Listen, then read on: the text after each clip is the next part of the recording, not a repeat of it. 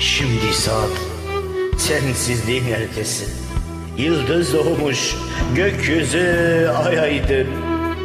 Avutulmamış çocuklar çoktan sustu.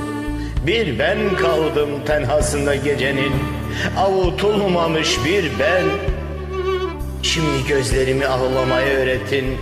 Öğretin ki bu yaşlar utangaç boynunun kolyesi olsun. Bu da benim sana ayrılığın hediyesi olsun.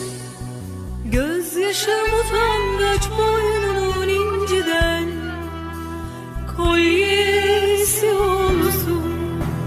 Her damla vefasız seninle bir veda, bu sesi olsun.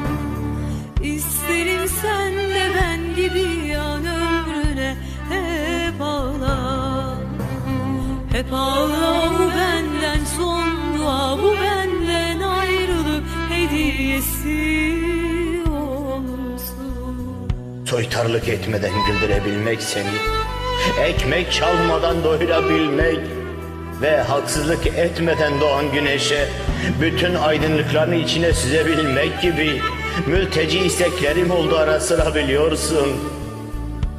Şimdi iyi niyetlerimi bir bir yargılayıp asıyorum. Bu son olsun be, bu son olsun gözüm.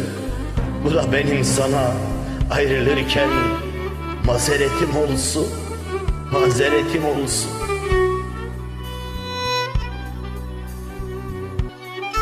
Şimdi saat yokluğun belası, sensiz gelen sabaha günaydın. İşi gücü olanlar çoktan gitti. Bir ben kaldım ortasında sensizliğin, hiç uyumamış bir ben. Şimdi dişlerimi sıkıp dudaklarıma kanamaya öğrettim ki bu kızıl damarlar körpe yanağından bir veda, bu sesi olsun. Bu da benim sana heba edilmiş bir aşkın son nefesi olsun. Son nefesi. Kafamı vurmadan tanıyabilmek seni, beynini içindekileri anlayabilmek ve yitirmeden yüzündeki anlık tebessümü, bütün saatleri öylece doldurabilmek için çıldırayası yaparlardım kendimi. Lanet olsun, lanet olsun.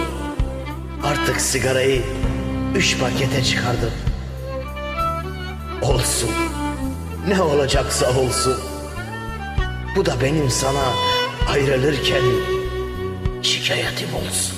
Gözyaşım utangaç boynunun inciden kolyesi olsun.